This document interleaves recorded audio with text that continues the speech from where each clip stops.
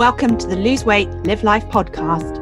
If you're a female professional or entrepreneur who would do anything to lose weight, yet finds it impossible to stick to a diet, to eat less, or just what you think you should, this podcast is for you. I am your host, certified life and weight coach, Clair MACKENZIE. Listen in to learn how to stop overeating, lose weight for the last time, and create a relationship with food and yourself that you love, all without diet deprivation and self-sabotage.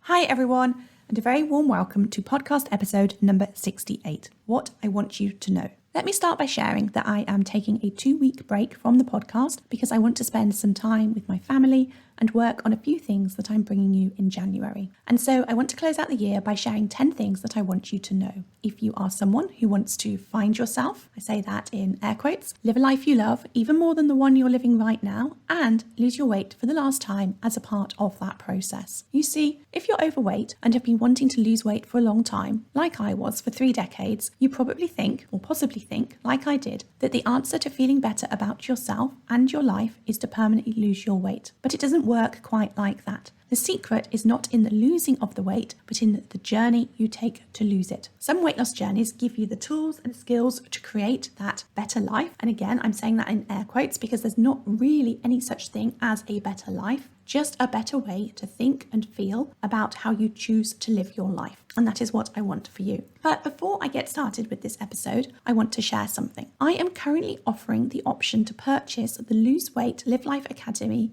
membership as a gift. There are 3-month and 12-month gift options available. So if your significant other or someone else is asking you what you would truly like for Christmas, why not choose the gift of an amazing journey of self-care and discovery as you create the relationship with food and yourself that you truly want. A relationship with food that will set you free. And the way that this works is that when they purchase the gift, they get a unique code that they gift to you so that you can start the membership from a date that you choose. So they can purchase today and you can start on the 4th of Jan or the 10th of Jan or at any time that works for you. Alternatively, if this is something you've wanted to do for a while, why not treat yourself? Go to www.thebestyou.coach/gift21, that's GIFT and then the numbers 21, to find out all the details. And another reason why I encourage you to set yourself up for the Lose Weight, Live Life program in the new year is that in addition to everything already in there, I will be teaching new weekly live lessons designed to take you through everything from the beginning, starting in January and running through to March. This is a new format that I'm testing and it may be a one-off. So if you've been waiting for a good time to join, this could well be it. And again, the link to find out more is www.thebestyou.coach/gift21.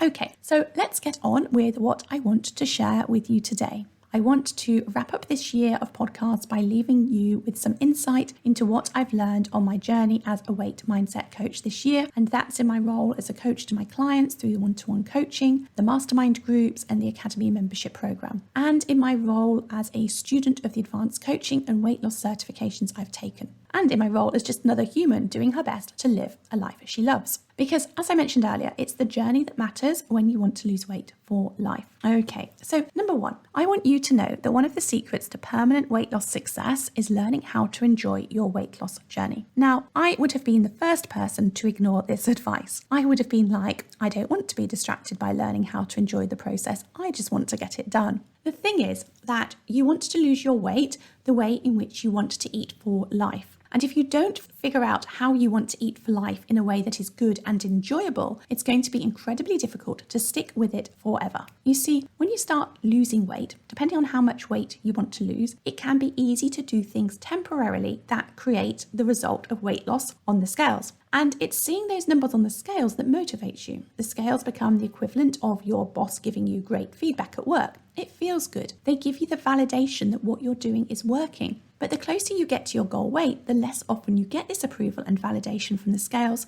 And if you're not enjoying what you're doing and how you're eating, it can feel tough to keep going. And then when you reach your goal weight, you find yourself still pushing through, doing things that aren't fun or feel difficult with no reward or validation from the scales. And once the initial euphoria of reaching your goal weight, shopping for new clothes, being congratulated by people has worn off, that becomes increasingly difficult. So what I want you to know is that it's worth making the effort to answer questions like, how can I see this journey as a gift to me? How can I make this fun?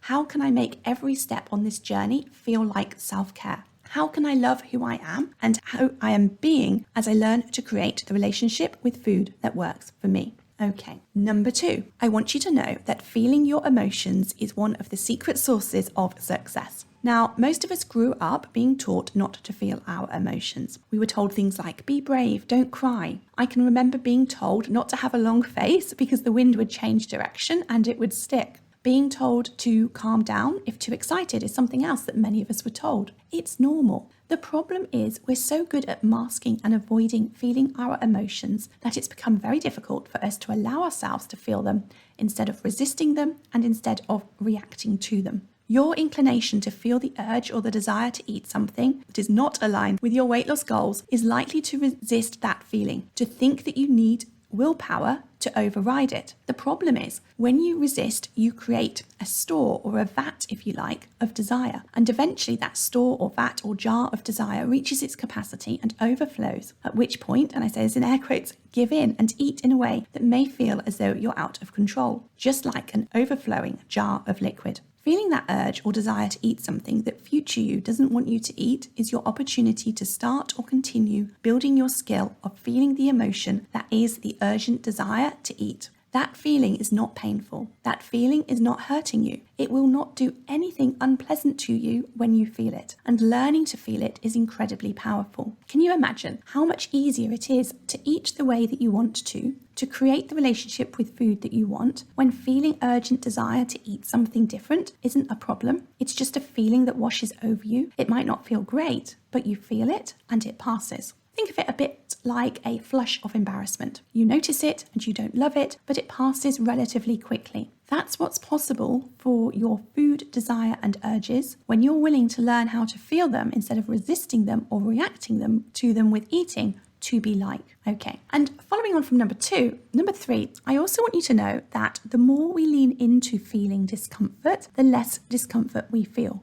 You see, we don't only eat in response to the urgent desire we feel to have the foods that we think are delicious, such as chocolate, cake, crisps, wine, whatever delicious is to you. We also eat to avoid feelings such as boredom, stress, incapability, frustration, loneliness. We found that we can use food as a way to feel better in the moment, but don't connect the dots as far as recognizing that choosing to avoid discomfort in the moment only creates more discomfort in our life. It creates the discomfort of frustration when we have thoughts about our clothes being too tight, the discomfort of fear when we're worried about our health, the discomfort of shame when we see ourselves in our friend's photo and wish we looked different. When you learn how to embrace discomfort, you become empowered by it instead of derailed by it. When you embrace discomfort, you feel empowered to not only eat the way you want to be healthy and reach your weight loss goals, you also learn how to apply that skill to other areas of your life and achieve amazing things. When you learn how to allow it to be okay that you feel unconfident about facilitating that meeting at work and do it anyway,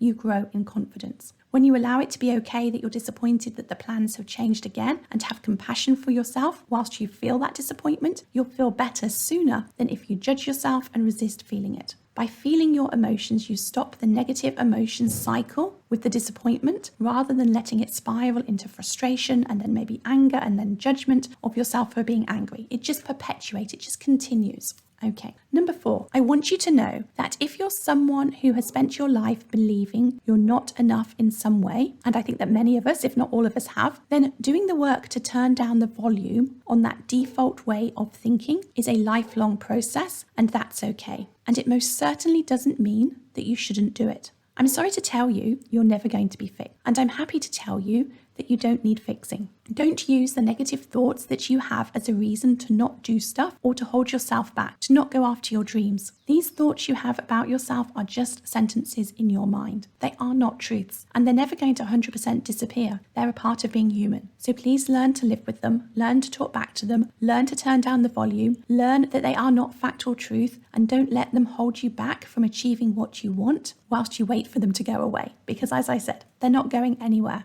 I find it helpful to see them with compassion. The thoughts I have about me are a part of me that is well-intentioned in some way, even if I can't always see what that is. I can acknowledge them and not listen to them and not believe them. Okay, number 5. I want you to know that continually taking small action in the moment is the way forward. It's not always what you do that's important, it's often the way in which you do it. Making one small change of drinking a glass of water, eating off a smaller plate, saying no to the dessert or drink, that decision that takes just seconds can have a phenomenally significant impact on your weight loss journey. Your decision-making skill is a critical skill to learn, and it's one that you can practice continually throughout the day. Every decision you make will either take you a step closer to being the person who has the relationship with food that you want, or a step further away from being her. You get an opportunity to make hundreds, well, maybe not quite hundreds, but almost, maybe, of those decisions every single day. When you make more decisions that take you closer than you make decisions that take you further away, you will be making progress. And it really is as simple as that. I implore you to explore how you can make more decisions today that will get you what you truly want. You might even want to do a decision audit from a place of curiosity to see how many decisions you make for and against your future self. Number 6, I want you to know that all your weight loss obstacles, challenges, and what you might call failures are your solution to figuring it all out. They are your gift. You see, the thing is, we're so blind to our relationship with food. Most of the time, we're not aware of it. Even when we're focusing on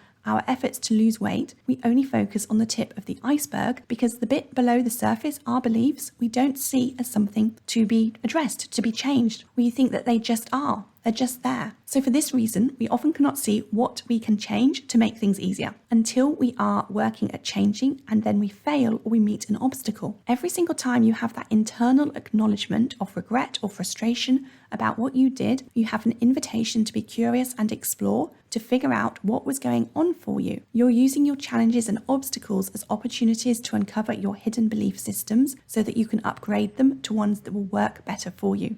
Now, I'm not great with computer analogies, but if you can imagine your laptop is not running as efficiently as it could be, or usually does, but you don't notice. Well, you might sense that some things have slowed down a bit, but you just carry on until, of course, something fails and you can't carry on. Then, when it fails, you run some diagnostics and you fix the problem. You're not just fixing that failure that took place in the moment, you're also fixing things below the surface that were creating the laptop to run inefficiently. And it's the same for when things go wrong on your weight loss journey. Failing is an opportunity to run some diagnostics on your relationship with food, to figure out what's going on for you so that you can understand and then make things easier going forward. Number 7, I want you to know that you cannot lose weight for the last time without overeating and eating things you later regret. Again, partially related to the previous point I made, but slightly different and worth emphasizing here because this is vastly different to the diet mentality that many of us grew up with, where success meant eating only what we were supposed to eat and eating anything else was seen as a failure of doing it wrong, which of course should be avoided at all costs. Now, I make this point again here because I want you to know that you have to break free from that previous diet mentality where you make it mean something negative about you when you fail. Failure is a part of the journey. The more times you fail, when you use failure to help you and not against you, the more likely you are to achieve lifelong weight loss success and create the relationship with food that you want. Number 8, I want you to know that you are beautiful, worthy, and deserving of an amazing life, no matter what the number on the scales says. I don't want you to lose weight to feel better about yourself. I want you to lose weight because you want to live in a smaller body, not to conform to any norm, just because you want to. Whether that's to do with health or shopping for clothes, it doesn't matter. Stop telling yourself you should lose weight, that you have to lose weight and really own once and for all whether you want to. There is no right or wrong, just what you want from a place of unconditional self-love for yourself. The relationship we have with our weight is tightly intertwined with the relationship we have with ourselves. We cannot successfully address one without the other. Number 9, I want you to know that there is nothing to crack. There is no point where you have got it all solved. just like life itself. You just get to show up and take one day at a time. One of my greatest frustrations and sources of sadness is when I see ladies giving up on themselves because they are frustrated with themselves or judging themselves. I want you to know that self-sabotaging behaviour, avoiding behaviour, compare and despair is all normal. You notice these behaviours is not a reason to give up. They are just another obstacle on your journey, and just like I shared earlier, an opportunity for you to understand yourself better. If you self-sabotage your efforts, you know that overcoming your self-sabotage tendencies is something you're going to want to learn to overcome to create that relationship with food and yourself. And if you self-sabotage yourself on your weight loss efforts, I guarantee you will be self-sabotaging in other areas of your life too. This is your opportunity to understand what it's all about so that you can self-sabotage less in your life and know what to do when it appears. And the same if your behaviour is just avoiding or in being in compare and despair mode. These behaviours are there for you to be fascinated with, to be understood and then managed, but not to be stopped. They're a part of being human. Number 10, I want you to know that your thoughts determine the number you see on the scales. Everything that you do or don't do in life is because of thoughts that you have about doing and not doing those things based on how you think you will feel. Your thoughts feel like truths, but of course they're not, because we all have different and opposing thoughts. Once you've learned how to think like a slim person, you will be a slim person. It really is as simple and as complex as that. The desire you feel for eating the foods that you want right now is not set in stone. The desire for things in your life changes all the time. Think about the people you've desired at different points in your life and how your feelings for them change and evolve. How your desire for different houses you live in change, things that you own, holidays you take, tastes for what we want in our life change, and your taste for food that you want and how you use food to feel better can change in just the same way too. And I invite you to ponder that as I wrap up this episode. So I want to take this opportunity to say thank you so much for being one of my podcast listeners. It really is my pleasure to share my thoughts about weight loss mindset with you each week. And I am really excited to be continuing this journey with you into 2022. And I just want to take this opportunity to wish you a very Merry Christmas and a Happy New Year. And just a quick reminder, if you would like to share your journey with me more closely next year, then I would love you to join me inside of the Lose Weight, Live Life Academy. Check out the Christmas gift options now at www.thebestyou.coach/gift21.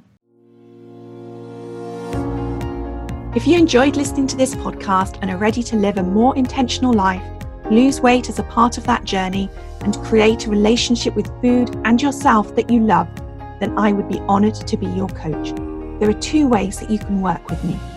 You can join my monthly membership program, My One Life Academy, that gives you self-paced learning, supported by twice-weekly live calls and a whole lot more. Or you can join the waiting list for my next 6-month Lose Weight, Live Life group coaching mastermind intensive. Go to www.thebestyou.coach/coaching to find out all the details.